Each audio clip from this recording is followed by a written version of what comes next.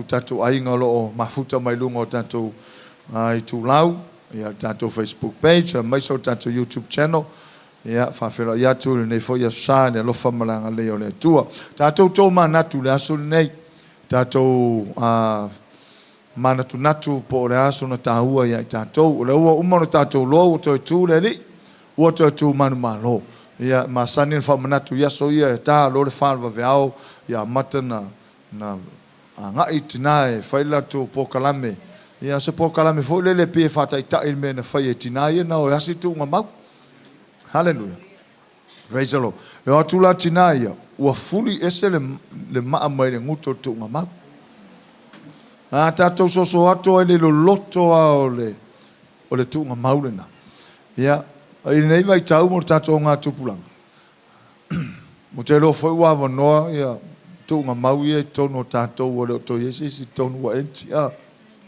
na ole na fi o le langi le wa fi o tono ia tatou ia ole o inale la nga yesi tatou faso ina ia tatou loa polale mentupu ne yaso le tatou lo mali ule li ia ole au tu folna o to so fu manu malo le tupu mane li ole amen ia vi ia le tu ole to so fu manu malo mai o ke viso na ile tu ngamau mo le oti ole maaturi manu lea ole fatu tuanga kerusiano ole to so fu manu malo mai o ke viso na ye woti ole maaturi manu lea ole fatu tuanga fa kerusiano hallelujah the resurrection of Christ Jesus is the cornerstone of our Christian faith.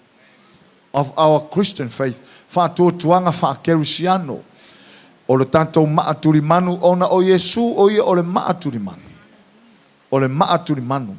Hallelujah. O le maana la fo ina tu funga fai fale. Ai u fa ngale tu fai ma maaturi manu. Ya Samoa ta ua ia mo le maaturi manu. Hallelujah. Whangala le atua Yesu na whelafo ina solo ma whaiwhai upu iai tangata. Au whangala le atua o se maaturi manu. So o le toi soi fu manu maa lola o kerisa. O le maaturi manu lea. O le whātou tuanga whakerusiano. Lea lai tātou te iai teimi nei. Hallelujah. O le mele tupu lua ftau sangta luai. I le soi fu mai o Yesu. Lea la tātou taratano nisi me le soi fu Yesu. A leo tātou lo Yesu ia lo soi fu pia lava. Le tau tala ta maro yopu. My yopu, my Redeemer lives. I know my Redeemer lives. My yopu le au te lo le soi fu le na te tongi o leina. Le la ngofo si faku pese ma faku mai langa pese upo yopu. My Redeemer lives. Hallelujah. Ile to soi fu manu malo mai la o keviso. O le tampe na ina o le fa o la tanga. Ele ingata ile tunga mau. Ele ingata ile sa tau. Ia le tāua, mō le au keusiano lava lātou. O le sasa, ma le tā, ia lo nā ngā ia tātou. O le whianu, ma le pō, ma upwhaiwhai, ia lo nā ngā ia te tātou. O le tautau wai lungo o sa taulo o na wharawa lava. O upu whaiwhai sa whai iai, a whai o le alo le atua, whaola o ia te oe, a tō mai maa ua nei. O mea uma sa o ro tātou wali. E iai lava no tāua ia tātou. Ona winga, e mwhaina whapeats whamtalanga. O mea uma lava na o ia Yesu mai le amatanga o na sauanga, se ia o i le tunga mau, e au ngā uma mō tātou. O lona whalawa lava, e au ngā mō tātou. O lona toto, e au ngā mō tātou. O whaiwhai, e au ngā mō tātou. Hallelujah. O le tunga mau, e au ngā mō tātou. O lon toi soi fua manu malo mai e au ngā mō tātou. Le ai ma se mea o pua ngā o le mesia e le eiso nā o ngā ma son tāua ia tātou. Tāua uma mea uma. A tātou ane whalawa lava, leo tātou malolo ai. A tātou ane le toto, leo a tāua mea tono inai tātou. Whasao tātou marito sātou e whamangalo i tātou. Hallelujah. A tātou ane le upwhaiwhai whamaike riso i a tātou ono sai le upwhaiwhai pei o lona whaiwhainga. Ona o lea ua maua e tātou le tongiola e whaavavau. O le tongiola e whaavavau. E leis tongiola whape alu uma luas fukausanga koe whaafou, koe sau sesi maliu, koe sau le Yesu maliu leai. Tasi le tongiola ina whaavavau tongiola na. Mai Paulo kalisi Efeso ua maua e tātou le tongiola I lona toto e faa vavau. Amen. O le taua mea tonuina ni whanau ma le tongiola na e faa vavau. Hallelujah. Sei tātou amata atu whapea. I le toi soifua mai o Keriso. E le manatu whapea. Ana le toi soifua mai Keriso na ye uoti. E le se wha moe moe ngoro tātou whatu tuanga. Mai le fosu tātou wha moe moe toi tu. Mai ele complete pe iu pe fulfill whaorotanga. So le toi soifua mai lau Keriso na ili tunga mau. O ina fulfill pe whatau nuu pe complete. Ua wha uma po ua mae ai ili ngā ruenga Yesu. O le ato toanga o le whaorotanga. O le toi soifua manu malo mai o Keriso nei watu. Me le sa le te tono la usa tu kayo.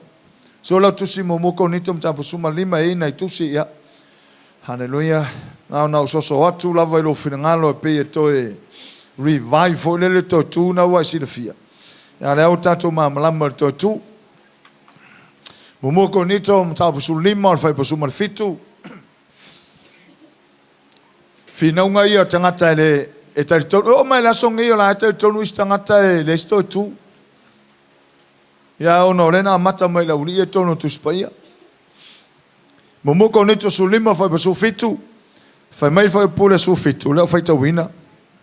A fai foi ua le toi fatu wina Keriso. Ua fale au ngalo utou fatu tua. Ua no fosala pea outou. Pea no fai atu so se mea lava na o ya Yesu e alon tahua mo tatou. E o ale lua e Yesu nai le tunga mau e ya alon tahua mo tatou. Mai o ina ato o toa ia i le tāpenanga o le whaorotanga. E le ingata le sātaulo, e le ingata le tunga mau, na muta ina ua, na ato o toa ina ua, o Yesu I lumo lon tama. E mo moli le toto le tauranga, alu ese mai o Yesu me le tunga mau, alu atu ma fiu atu lon tama. Fai mai e upu ia masani e le tatu whalonga tunga mau, le tatu whalonga ia Yesu. Ina watu tina e asia, ato fai mai lo o Yesu, au e te pai mai atia. Awa o tele I aluae I lo utama, mo lo utama. Ona ele I umana ngā luanga. Ele I umana ngā luanga. Whamae ai lumo no foa, no whari I o le atua. Ele, au te pai mai o le mahe ngā luanga, au te pai mai o tele I aluae I lo utama. Lono winga I eri ngā luanga munmuni le fai. Ele I a fio ai Yesu e mo moli le toto le taulanga. I le mesili on paia. Le el mo moko nito ai le e pelu mtau poiva. Olo ia ina fai mai na ulu Yesu le mesilu na paia ele o le toto o te pota mai povi. A o lona lava toto. Maua I tātou tongiola. I le a fio lau Yesu le langi. O le alu e momoli le toto o taulang o le ato o tohanga na nāo whaota. So ana le aila se toi tu. O whea awha I le tātou whātūtua. Whātūtua le eise winga. Whātūtua whaifua. Na ona whātūtua lava le lopo la le ungo na whātūtua. Lala na ole fai mai e Paulo I le kalesia le. Ona to tele o tangata le kalesia. Le tal tonu toi tu. Le la tusi mai le la apostolo fai mai. A fai ua le toi fatuina Keriso. Ua fale au ngalo to fatu tua. Ia unofo sala pe auto. Fai tawina ia le maule mai fali unga fapeotani e lua. On a New Living Translation fapea. And if Christ has not been raised, then your faith is useless, and you are still guilty of your sins. Longa winga. Anga whaapele toi tu mai Keriso nai le tunga mauma leoti. E le au ngā tato whātuatua. Mai le aru esia tato anga sala tau te anga sala pea. O le aino nofo le anga sala ia tatou. E leo mangalo e leo aru ese. E leo mama ese le anga sala ma tatou pe ana le aisto tu. O tau mau maila le siwa nga tāhua o le toi tu. O le tāhua le o le toi tu. Le tau te pisa ai. Tāhua le o toi tu. Le ua pe o whai me masani o ke siano. E o ngei for koe ku. Ngei le whai manga koe ku. O whai ke whai koe ku. Ke au sa vai pe ke alu. Ngi usile pe ke alu kukuila. Pe se me fole le tau lama una whamanatu. Ai a tatu loa. Ana le ai se toi tu. E ngofo alanga sala e le alu ese. Hallelujah. And if Christ has not been raised, your faith doesn't mean anything. your sins have not been forgiven. O tau mau mai la ta ua me lo tu. Eles kamai melen tapena Yesu o le toe lua e nunga male tunga mau awa ana ngata tunga mau. Ele se fa manga roina. Ai o leua fa mama lama e Paulo le vanga ia teritonu ele se tu. Fa mai le tala Paulo. O lo to fa tua ngai ai ma kwa lusi akoa pe ana le esto tu. O au tau anga sala nan tau anga salai ma kwa le fa manga roina. Ai ona o le taua leo le tu. Le ngata na mangalo tatu wanga sala. Hallelujah. Ia au fa pena ona. Taua tatu fa tutua. So fa tutua la o ila ngi au nga aisia langa le o tu. Si melo au pe tonu tu. Amen. Wait a minute, yeah. And if Christ has not been raised, your faith doesn't mean anything. Your sins have not been forgiven. Ele fa mangaloina ulavanga sala. Pe anale ai se me tau se toi tu. Ai ona o ke riso wa toi tu. Le ngana wa manga. O tato mangalo. Yeah. O fifi wa mangalo. Le ngana me manga yo mo le tangata fa mangaloina. Fa me fa mu ia ata vita. Amu ia tangata ele tau salaina. Amu ia tangata ua fa mangaloina ngangsa. Amu ia tangata le sanga sala. Amen. Mele ta ua mele. Fa mele yopo suma le iva, lo suma lima, lo suma fito la faita wina. Awawo o lo so fu le na tongo le ina. O aso amulia tu la ima ye o ye lungo le ele. Luono e ui la wen fa u matia le neitino. Pe ama vai atu lo pau. Ai o te lo atu le tu lo tino. Lo fitu. O te lo atu ya te ia mo ulava. E va aia to fo yo mata ya te ia. Ai le o se tasi pe ale to ya yo mana o tono ye ta. O le tau soi fua manu malo mo ke riso. Na tau talangia lava mai whenga inga tuai. Ai o mai whenga inga fau. Na tau talangia lava Yesu lava ia. O ia lava ia na sau ma whai loa taimi o ia whenga inga fau. O ia tau soi fua manu malo mai. A whenga inga tuai. Te leo tustusinga wha tau toi tu o whenga inga tuai. O au ngā perfecta mo whai salamo. Ai whai tau le luka lua su whawhai po e whasu ma whawhai mai. E ao ona tau nuu ia tau o mea uma na tu sia lau perfecta lau whai salamo ma tu la fono. O tu la fono na tu silo na lima ia Yesu. O lau whai salamo na tu silo na lima ia Yesu. O lau ngā perfecta na tu silo na lima ia Yesu. Whamelo Yesu le whai puna e whawha le luka lusu wha. E ao ona tau nuu uma ia tau mea uma. E manga Yesu e kak whai kaui. Ya.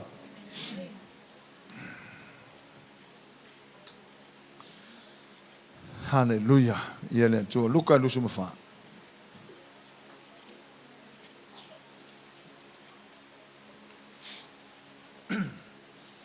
Maile fasu mafa mana ia pe tato faitau fatasi ai ia.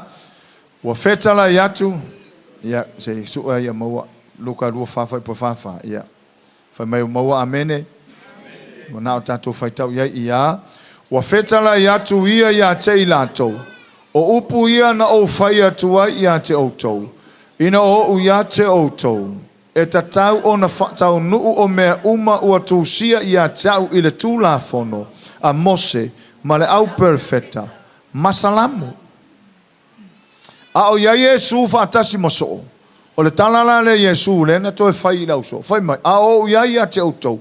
E tau nuu ia tau mai. Whetala ia tu ia te ilato. O upu ia na o whai atua ia te outou.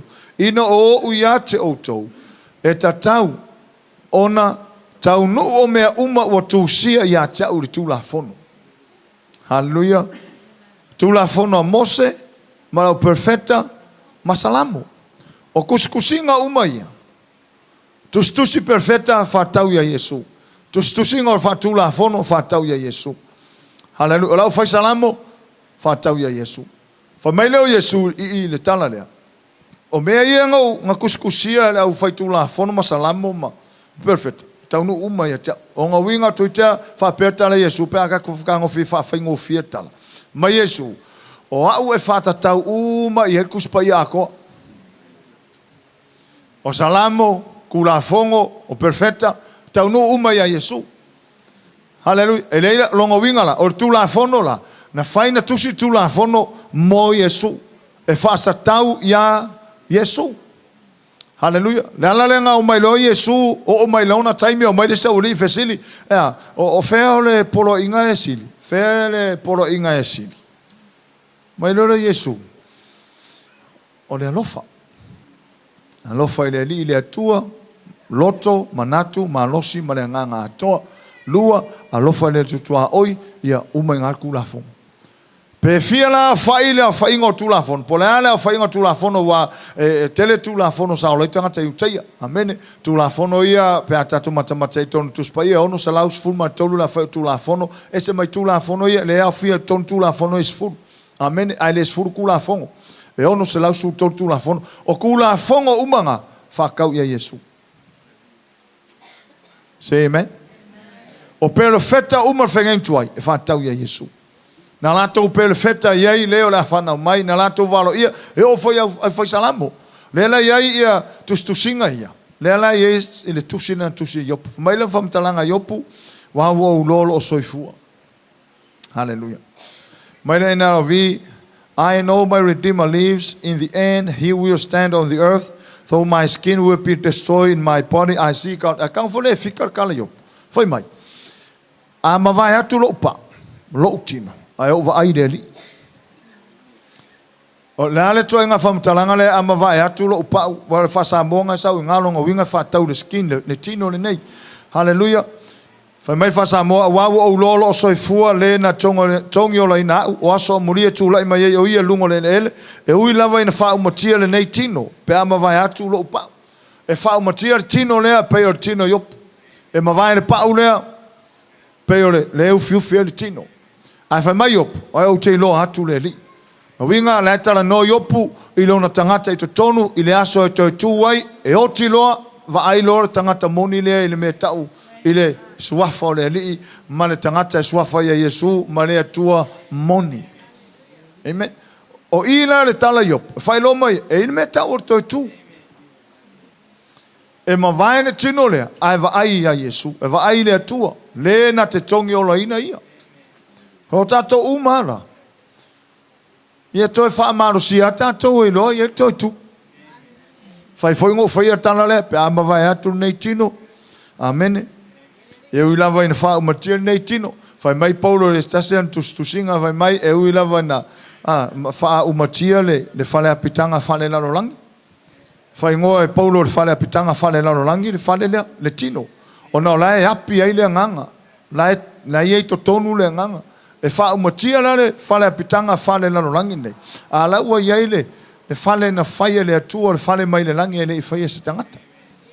O tato uma la o fale apitanga.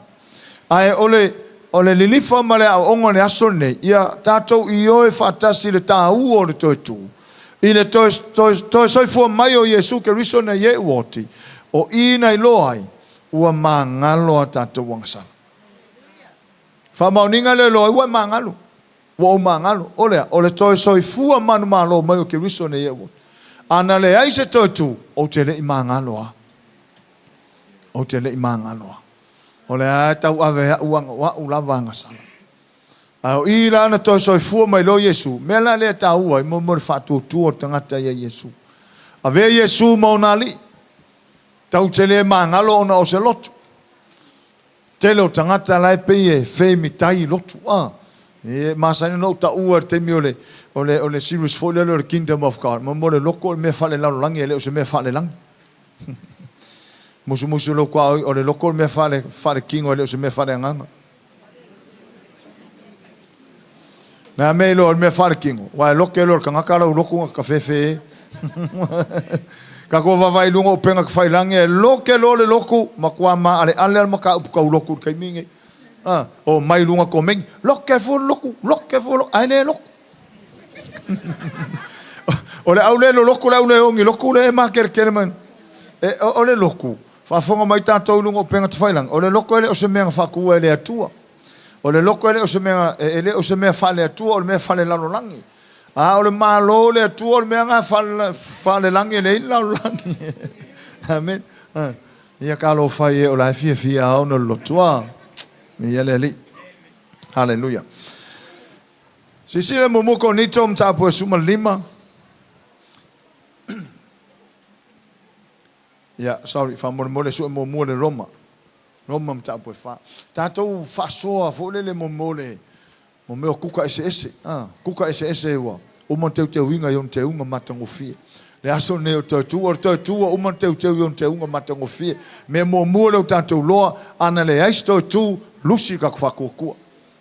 A fai si mailo out fato tua ai anga le aisto tu mai maunga fa kokua. Le isa nga fa ai uya. O tato tanga sala ai ana le aisto tu tau te le mama. Ai o ma ngalo nei tato nga sala ona o te tu. Ia ka hofi maunga me fai mo tato woso le aso nei ia lo e mangalo. Fesila o tangata me lo wa mangalo ono le o talia Yesu malesi mea o le ana toi soi fua manu malo mai ke riso ya. Na ye what? Hallelujah. Fesila ko lo markanga e se mo fa mangue mo moko ni sulim fa sufik. Roma mtau po fa foi polusu malima le fa tawina fa mai. Na tuina mai o ia ona o ata to wanga sala. O ina tuina mai mo ata to wanga sala o Yesu. Okay, la fa wa mau matoe fa tuina mai mo ata to wanga sala, matoe fa tuina mai ina ia tau a mio tonuina ai itato. Roma fa lusu malima like mau me nga le luko ni to lima lo tasile ma sangia le familia ya tato le maunga au ile foi le fai mai Paulo le kalisi Roma na tuina mai o ia ona o ata to sala la me Yesu fa ka ko sala sawe ave esse mai ata to wa ave se la pele ai wa uma ave ese fai ro kwa oi e wa uma ave ese a wa sala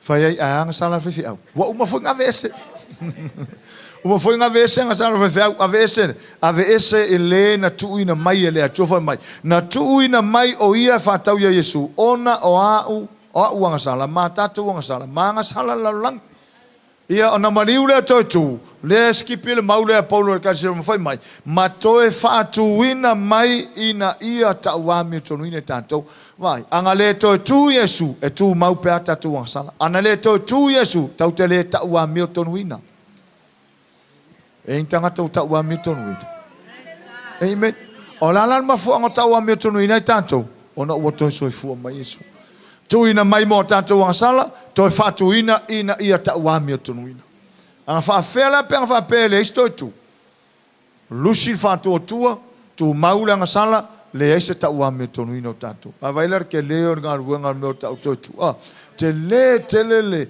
ta huo tu Yesu ke biso le ngata wa ngata to fa tua le lusi ta to fa tua le ngauta to fa tua amen to e mama mangalo tatu ngasala ai to e taua mi tonuina tatu langa o I lena mafuai o le reason nga lang to fatu mai amen le o sta ta fie lo taua mi tonuina ya lana le taua mi tonuina tangata o ngala va ma fofuma o na la va manatu ai o le taimi ni liu tangata mai le ngasala ele to e masar salor me nga ole tala polo fai le kare sia ko nito fai mai ia fa to le loina manatu strongholds meu mana tu tunga ma masar salonga fai mai ia toso ese mai ina ia nga wa ile tu I la tatu yai momoko nito sulima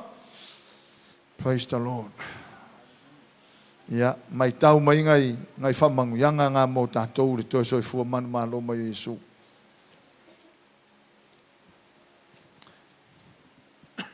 Momoko nito es fulu lima. Whai po lima suma whama lima. Ia lela u whai tau ina. Ia pe tau te whai tau whatasi fo iai pura oe. Lima whai whapea. Pe a ofu fo ile nei tino I uvale ile tino ola pea. A ofu foi le nei tino oti ile tino le oti langa. O na taunu ua ile o le upu o tūsia. Ua faa umatia le oti ile manu malo. Le otie o fe o yailo tui. Tunga maue o fe o yailo manu malo. Oka.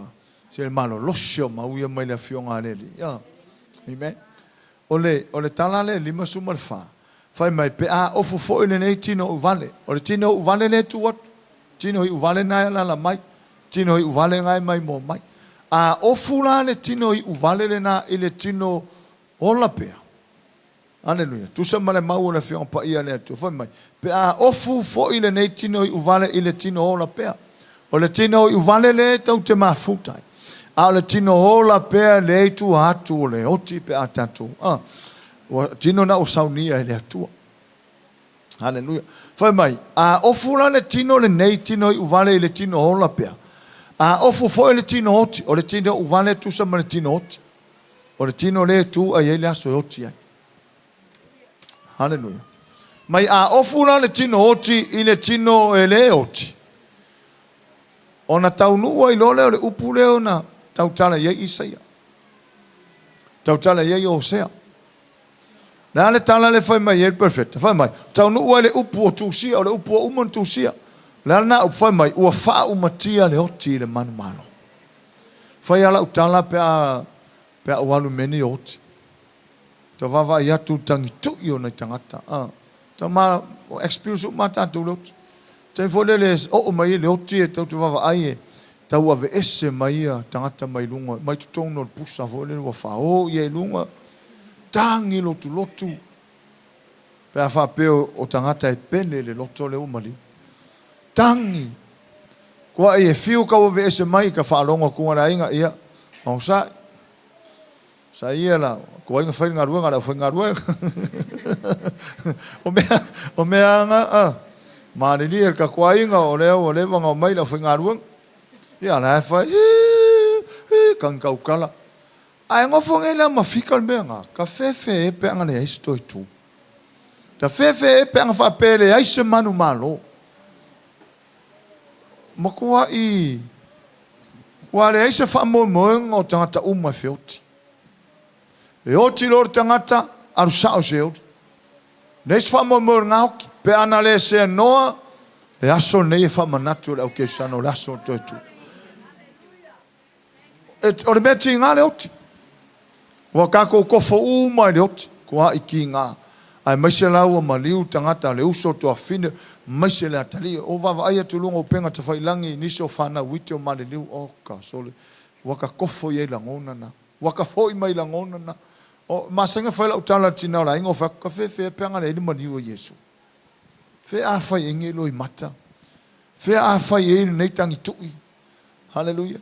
Heo foi e whetangi si au tangata a whai mai Yesu awar tangi mai a teau. Tangi i for tangata ia te ia lava maa o tau whanau. Aisea, nanga whai mai Yesu awar tangi mai a teau. Nanga o la era alu le mea sila manu. Mai e alu tunga maua mauti no toi tu. Ele toi tu ia sufe sili po feru iei. E toi tu la i mai e sua fio atu lange whaimpulu vanga mo tātou. A e tangi i for tangata ia te ia malana whanau. Ne i mea ane o mai le aso lea. A po feru iei. E tā ua lale, e tala Yesu mai, aua le tangi mai a tau tangi i for tangata ia te ia malana whanau. Tangi i for lava tangata ia a o woti, hallelujah, o ngā o anu ne i whea pei o kala yo. Ara tā hua leo le upo le atua. So le aila stangata ta whalau langi maola le anga sala e wha moe a hoke o ngā saure i le mele wha upo lima wha. Malima. Le o i e whatatau i leo whatua tua i konito. E apply foi leo whatua tua le ito no Samoa Martino Keriso maso se atunu. O ia tangata e whatua tua leo whai mai a ofu le tino i uvale le tino o la pea. Toi ofu le tino oti le tino le oti lava. O i ngala le tau nu o le upu le upo tau nu. Ua wha umatia le oti i le manumalo. Fia le i whapeo tānia leo le New Living Translation. Hallelujah. O lo whapeo mai ai. Then, when our dying bodies have been transformed into bodies that will never die, this scripture will be fulfilled. Whamai leo le whaswhai upura e manga. Whamai. Death is swallowed up in victory. Death is swallowed up in victory. Ia la fa Samoa swallow. La fa Samoa o swallow. O le fora ko kongua. So manga ia la fa upunga le ona o le na tau fa upuma ia ile. Le upule na tusia ele ngana ele. Ile matautia o le mea na whaia Yesua ngai le oti. Mane manu malo. Tatou te patasi ai tua pe atoe ki mai le video leo tatou mawhawhau le ata fo le na palasi le to o mose. Ai mai foi makau lai ku palasi la koko. Le ngata to o mose, le ngata to o tau lai tu ia ngau ku kusa uma o ngata. An waku lo le ngata to o mose follow uma ia ngata to o. Fa pena uma le ata le na fai le manu malo i le oti. Le alanga tau o mai le upule swallow. E kau wha makala ai le upu a mata na tusia ai le talania. Hallelujah. Whai mai, death is swallowed up in victory. Lona winga kako kam whai wha Samoa nga i le upu. Ua follow le mang malo le oti. So le okin ka kia i. Sawan mang malo follow. Wheri le oki. Ele koi se oki. Wheri le oki sa i. Ele koi se mea. Sea ua follow le mang malo. Pero fa tu sen fai lesi aso. Momole to ina mane atari. Sa ngofo kongo laka vale. Ake ole le melango meli o mankwanga nga fai kele o lango meli I kalango mankofan. Lele mai lo lango meli ka wa oso ngel ka mikiki wa fefe lango meli. Ngofo lor ka malo ma pu elonga lima. Pu elonga lima lango meli. Ia file mu lor ka mikiki ko kalango manong kama. Ngofo lor ka malo ko fa ma mulu longa lima. Ko lele lango meli ko pisi ka maki fo le fefe. A metala to ina. San, ui lava ngā wai aku ngai ola le pīranga. Ai leo ko Yesu ngā onga. A le mauro urima le onga. Kusanga ngā lele lango meri. Ai a koe kuia oe san. E kere koe ila. E kere koe kinga. E kere koe onga aisia. A le wou. Le woi lo urima le onga lango meri. Wal kamanga a u tangata e alu ai tu uelo na. Le ngila wai mai ka ko le ngila. O le ona. O le poisena ngā. Le mafu ena longo tangata. Sa fa mamulu le to ina lango meli mako lele. A le ua fefer ka mai ki mai ka malo san e uia nga ola va ku ngai lele. Ale o ko Yesu no ti ngai le to Yesu no ona le ua ya. Ta to mai le tala le mermele tu pulasone. E uia na feoti uma tangata. Ai le to Yesu ti ngai le otina. Ele o to ia le poison le otina ua follow le man malo.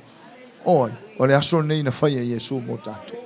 So stangata la mele le foi mai Yesu nga tikle Yesu mele mate Eliane sutasi nga wal wakula tinga matangi tu il fa na ma tu fa fineo no le mali o tuanga foi lo tala le Yesu o a unei ole toi tu maneola ele ngata o io le toi tu o le mafuanga le toi tu ele ngata o io le ola ai o io supply o le ola o io le mafuanga le ola.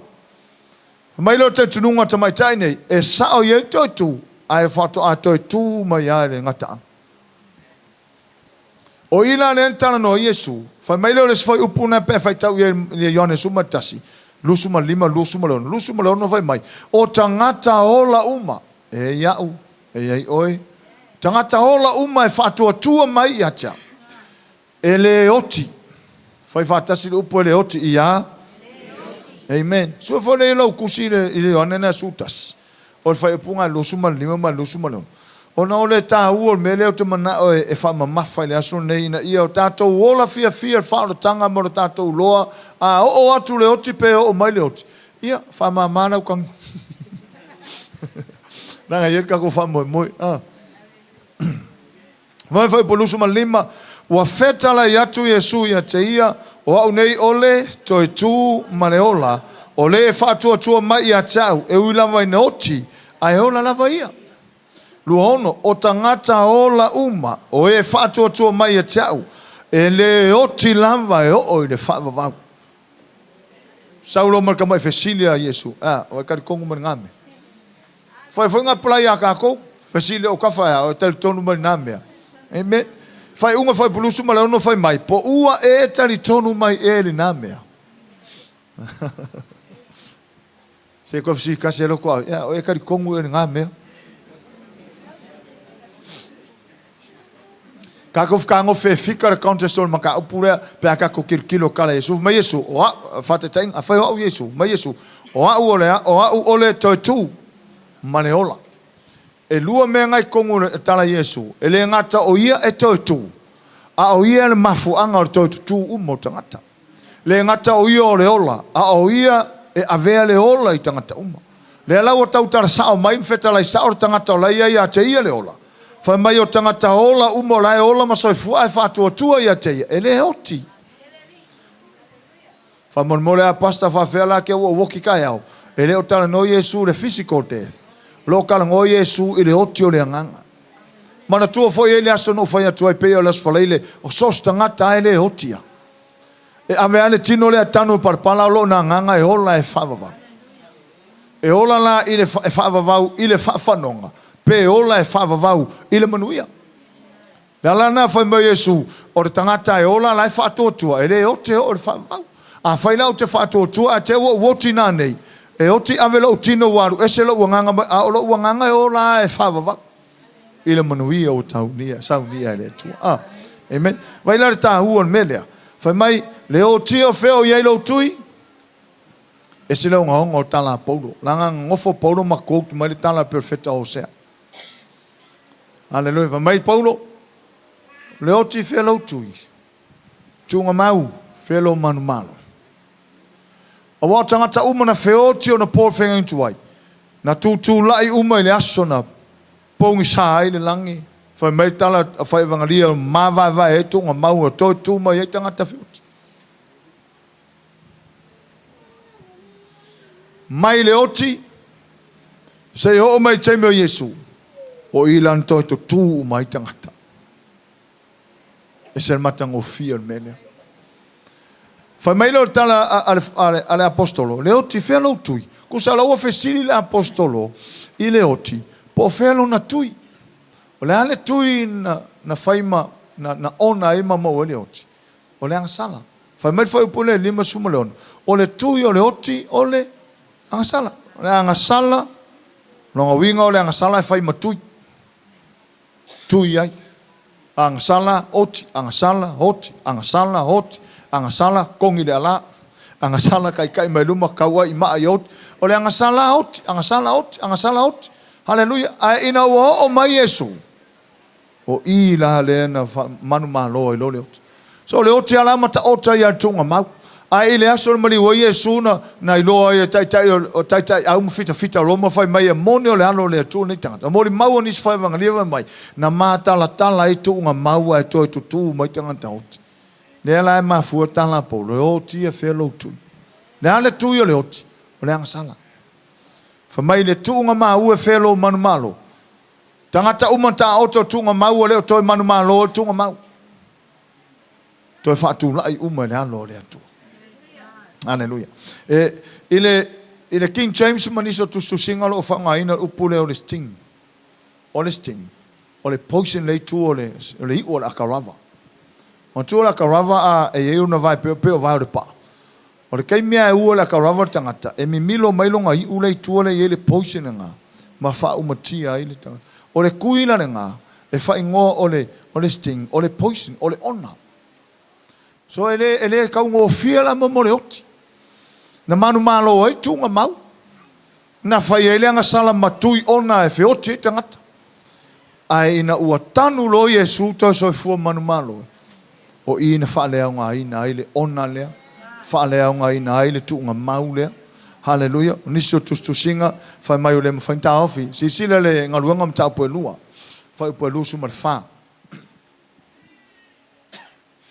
Fai upo e lusu marfa ngaluanga mta upo e lua lo fape mai. O ia na fatuina mai e le atua wana tatala i pua ngā o le oti. A ua le mawhai o na ta ofi ina ai o ia. So ele i mawhai a tunga maule na manu malo mai le te leo tausanga. Mai le atamu mua le oti o tangata ono atamu mua. Ele i mawhai tunga maule na ta ofia i le alo le atua. O lona toi tu, whai mwhatai mwanga o toi tu o tangata. Hallelujah. Wha mai le maule i le tato whai tawina le momoko neto sulima. Whai mai le o tio whelo tui, O death, where is your victory? O death, where is your sting? So e masana whatatau le Lesi me whatau mo yaso ia I whengen tuai. Sa whanga mo tui povi, tui mata tolu, foi le tui el povi. E makua I onga ka mga polare povi, polare puru ke le, kui ar kui povi o uma. Kui a oki povi. E tui a mate le povi. Hallelujah. Se e whatu se whapena, ne ngā ruenga le oti. Ai, o le manu malo lea. Ua matua I manu malo ia le oti o Yesu ma yoti uma. O le tuunga mauna manu malo. Ua whaia ina ua toe. Ua le mawhaina ta ofi ai le sai tonu tuunga mauna. O le tui leo le angasala na tau angasala Yesu. E le mawhaia le angasala na. O na toia. O manu malo o Yesu. Le whapea. Death is swallowed up in victory. Longa winga ua. O whelo manu malo. Wa leo toi manu malo le ngasala na. Ua manu malo ai tuunga mau. Manu malo ai le alo le atua. O le oti maritinga, le oti maripuapunga, le oti le tautala ia tusionga ruanga. Puapunga, le oti o tinga, le oti watatala umai puapunga, le oti talu le na fio mai. Mai o le mawhaia tunga maunta fia a sisile le o sea suma tolu. O sea suma tolu fai pesufa. Ia, amen. Fai tangata o taftafa sore. Seki arkele o kakukus.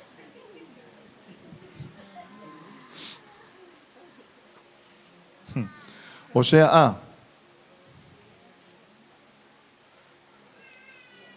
Fai kakai kafa. Fe foi me o nga vele o sea sai. Aleluia. A fai ka winga ngele le talana saule o sea o mata upe. Hallelujah se furu tonu. O fai upula se furu fa. O lo fa pe mai. O te la vea ia te la tou ai le malosi o le tuunga mau. O te whaaola ia te ila tau ai le oti. Le oti e, o whea o iai le mālaia mai ate oi. Le tuunga māue, o whea o iai se mea e whano ai mai ate oi. E lilo ia te au le salamo. Me le o le evanga waru ia, e o mai whengenga fau, o le eise marusianga tunga mau, le eise marusianga le oti, le eise marusianga le angasala, pe ia la uwhakusanga whai aku. O ila tangata umato fioti te mine. Ia ngā o kia lu saunge mo le manguia o le atua whaavau le o koe onga. E le o to yese ti ngā. Le ua umana halu ai Yesu. Mena le whai mai polo le kanisi kolose o ia le uru matua o he uoti. O ia le uru matua o ia le na urua i oti ma toe urua i manu malo mai. O ila tangata murimuri atu toe fioti murimuri ane tua mai o Yesu. A le ua umakai ka i Yesu le awala mo tato. Hallelujah. Mea ngā sostangata oti mai paulo te mana o i au tau loa awone o tau whanau noa pei o tangata leis wha moe moe. O le lui whauna mo tātou le kalisia Yesu. A ese o te tupula wa inga whanau noa na tauna e whanau noa o na o le maftanga. Hallelujah. A o le tangi tui fo le whangongoa i lava, whangongoa i lava, whangongoa i lava. Pero whangongoa tā vita o na mari o saulo, whangongoa te i a tā vita mo le atua. Ea, sang whangongoa o ngau saulo. Kui lunga fa kumura fangifu ma. Kui lunga alo falmena o fa kuia o fai. Amen. Ya o la ngona le sa loto fie nei vai tau tatu ya. A woti nei wata oto le umonta tu wa o ina. A e maliu mai tai a pola se si taimi e o mai ai le oti ati o ya i lo le wata oto il manuia o le atua mo tatu. E le oto Yesu marsianga le oti le mfai le oti ta ofi o tunga mau. Hallelujah. Mai mo mau ta vita a woti a tanu o tunga mau e le tu ua o tino tunga mau ia pala. Le ata o le toi soi fua manu malo mai. Amen. Ese ne manga ia ka koe o moko nito. Praise the Lord. Sa ele koe umi foi ka ko. Moko nito le e sfulu lima. Eu fai tau inatu foi pule lus fulu.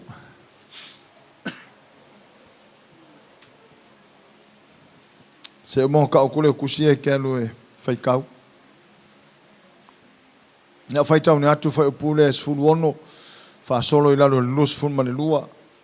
A wa fai le to tu mai e watch. Po wole to fa tu ina mai fo ke riso. A fai foi wole to fa tu ina ke riso. Fa le ngalo to fa tu tu. Wono fo sala pe o to. Ile malea foi ua fano e ua momoe ia ke riso. Fai ngata nei o langa mea tātou te whamoimo iai, ia ke riso. Ua sili lo tātou malai e tangata o malam. A ole nei, ua toi whaatuina mai ke riso ie uoti, ua avea ma whaapolo polo o e ua momoe. Amen. Hallelujah. Se I karango mo mua ko mea leka kene me yaku. Ele me mo mua le e sele mangai e mo tātou. Fai mai. Ile malea foi. Ua whano e ua momoe ia ke riso. Manatua sa stangata ia ke riso lona soifua. Ao ina oti e fai maitus pa ia o lai moe. Ai a whaila e saur tau tunungo tangata le eise tau tutu mai o e uoti. Ua makua I ngau ar moe le moe kanga kai ufio. Ua ngau. Hallelujah fai mai. Ua whano e o momoe ia ke riso. Mai o e ote ia ke riso o lai momoe la tau. Ai a whai e tari tonu tangata le eise tau tu. Ua oki a kore merea. Ua ngau a kore moe. Moe ama moe ko yara mai lo se honi lo. Ai ona ua iai toi tu, na toi tu mai ke riso Yesu. Ua avere toi tu na, ua fai ma wha polo polo tangata lai moe. Tātou lo leia le winga u wha polo polo. Ngai saungi o Yesu mea e wha maria koe o wha polo polo sia u wha ngaula iai. O le mea e pele, e le wha mamulua. O le mea e ave iai le loto e wha pele pele iai. Le ka o fa polo polo o le maliu la o le li monon to so fu manu malo mai o le merna o fai ma fa polo polo o le me ua pele tangata lai mo moe e moe ai loa e ai lon fa moe moe o no lea me le no to tu mai Yesu ke riso ne e wot ai anga le nesto tu e moe ar kunga mau moe ko ya ala mai lo fa mai lo tani elu ala mai lo o fa fa nonga ma inosia fa fa tai le tu lo Yesu tanto fa moe moe. Amen. Tātou a inga I o maliliu ala ia ke riso lātou soifua ua whaile toi tua Yesu mu wha polo polo I lo lātou moe tunga ma. Sera maa ngai a sora ngai mea. Ka ke loku maka I loa iai le in mea ka wha moe moe iai. Hallelujah. O le mea lona lua. Whai mai. A ole nei. Ua toi whatuina mai ke riso iei o a vem wha polo polo e ua moe luotas.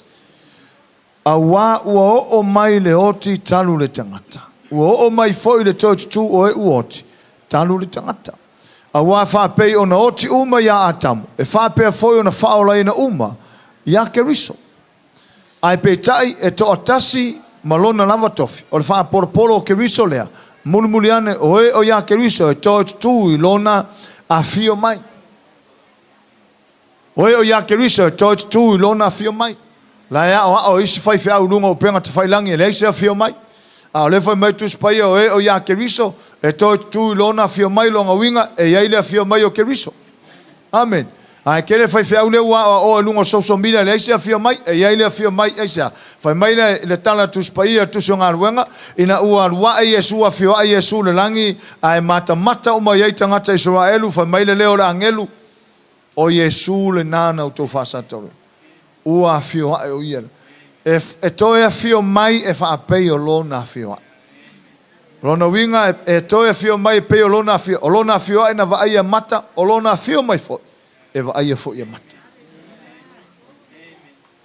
Ai whalongo la stangata o laia o lesia fio mai. Whai ai malo ala wasa. Hallelujah. O lesi mea. Whai mai awa o mai le oti talu tangata. Ia. Mo ki ngā inga sko ingo a kamu karu wailonga leo ska. Ia, awa o tangata nā lena o mai e leo ti a tātou.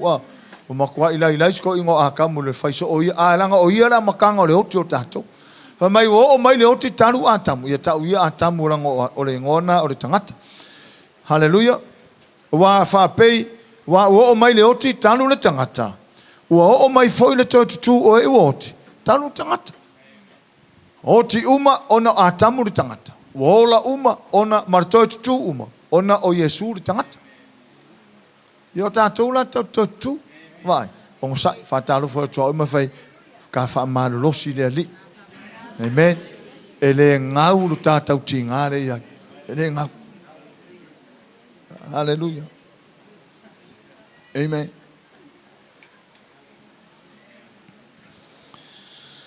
Hallelujah.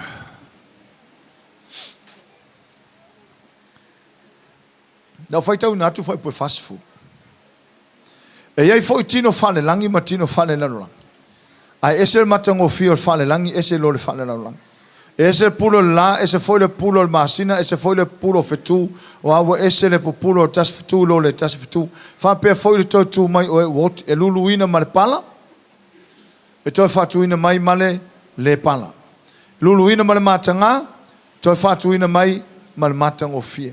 Ma ngai e upu nei lu ia tatou. Ona uistanga te tanu o latou tino le ndei, tino fale tino. Se tanu atu o. Mo le ma ngai o latou tino. Tanu atu o matanga. Le pe tanu fa pega kaka.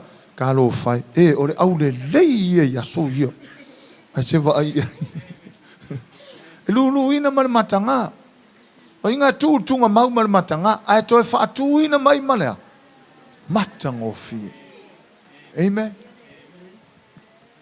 Pe kur kunga mau ko kasi le maka. Ai le ko fa kunga mai kasi le maka le fa tu ina mai o le tino fa le nganga. Ele kasi le maka o kingo whareanga. Amen. O ala me o tangata o foi ai se ke usiano fole le matau le atua ke ura ver ka vale kuri kunga maua male pele pele on kingo tu loula. Ai fatu ina mai male matango fie. Mai lulu mal matanga ai fatu ina mai male matango fie. Lulu ina male pala wo istangata wo le atoto le pala.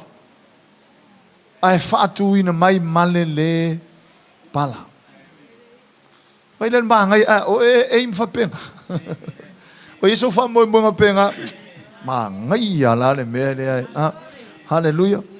Mai fatu ina e lulu ina male pala. To fatu ina mai male pala fatu. E lulu ina male matanga to fatu ina mai male matanga ofi. E lulu ina male vai e to fatu ina mai male malosi. Te lo tangata ma e vai.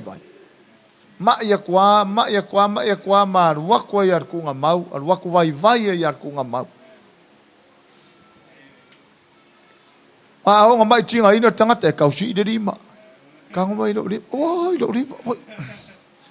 O foi ngau ke kausi foi lunga lima. Ia kuku lunga lima. Ia kuia kule longa ofuria. Kuia. Ia ngau me fapea. Ia pa uma ne longa lima ngo foi. A to fatu ina. Esere. A to tole. O fa o tanga o tapena ele atua. Hallelujah. Fatu ina mai mane malosi. Fafa, e lulu ina le tino fa le tino. Lona wingo le fa punga le, e tu le tino fa le tino panapala. E toi fa tu ina mai o le tino fa le nganga. O tatou o nganga. O nganga na le toi tu mai. Ye tino fa le nganga. Tino wata pena ele atua. A fesini mai ngai, fa mormora pasta, fa pe e kingonga. O na utale atu le stari fa ngofie, o ngo sa ise yo ule asonga.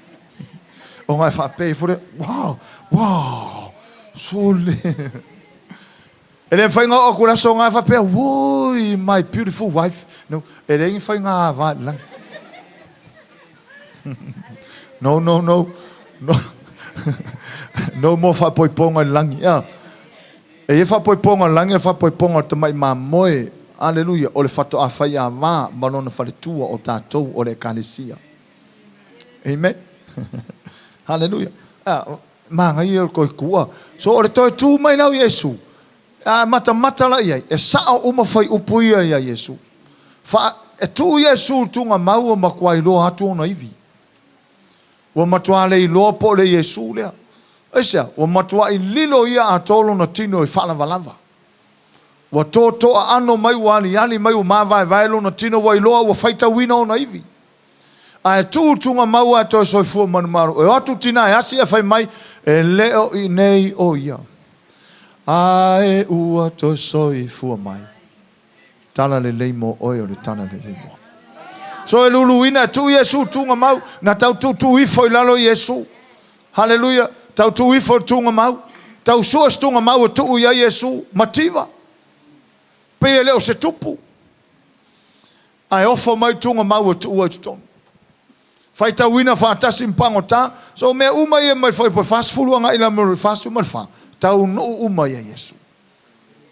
Tu tunga mau ona lima kangi pu faula ia tu lo le ngana. Ona vai. Hallelujah. Paule me ia. E uina matangalo na tino. Ai le ingau so na ivi. Ele ingau so na ivi. La wali ian tau fatasi mai Yesu nga ngau yo la hivi. Ola o i for sa patele to ma le liu ri o ko fika sa saloma ponga hivi ia va venga fioki. Ai o tulalo le tu o atua. Na mana tua la wali ia tala Yesu. O te tuina tu nei lo wanganga i yo au. So le Yesu la le tau tau o nei. O le Yesu toi tu. So le mana lo na toi tu. Ua mamaya tatou wangasana. Ua mangalo ai tatou. Ua ta ua mio tonu ai tatou. O lo na manu malo me tunga mau. O lo tatou manu malo le. O le whainga o le manu malo le. Na fōai. Na fōai. Ele i malo fua. Na fōai. Ne peo malo kamfusu ale saurupanga le siunga malo fua le. Malo Yesu ele i malo fapenga. O le malo tatou ele i malo fapena. Na malo na fōai. Tu lima mai o tatou au. Yo tau au ma mātou lima na fōa i fua mai Yesu lo na manu malo, tau te manu malo. Me la lena, i ulo le tala le apolo mo moko nito suli, ma whailo malan tala whapele auso ke rusano i ko nito. Whaafetai i le atua, o le na te fōa i na mai le manu malo ia te tātou, tānu lo tātou li i o Yesu ke rusu. Saulo lan whamalosi, mo tātou. O le nei, o uso pēne, Yo tau mau malele whanga etia. I alu lo tau whamalosi ngā luenga le li malele au noa. Ina ua o tau i loa e lese mea whaleo ngā lo tau tingai neli. O lo wanga i mai e ne ngau. Wau mea umai whail whatotua e le lusi. O tātou lo tātou au aunai se tua manu malo. Se Yesu tau tua le mana lona tau tu. Wai loa le apostolo tele whamanianga i. Ele ngata i leo le tino le nei Yesu ia tino matango fie. Whai mai leo na whamalosi o usoe. Anu lo tau whamalosi. Musu lo tua oi. Whai ai. Anu lo whamalosi leli.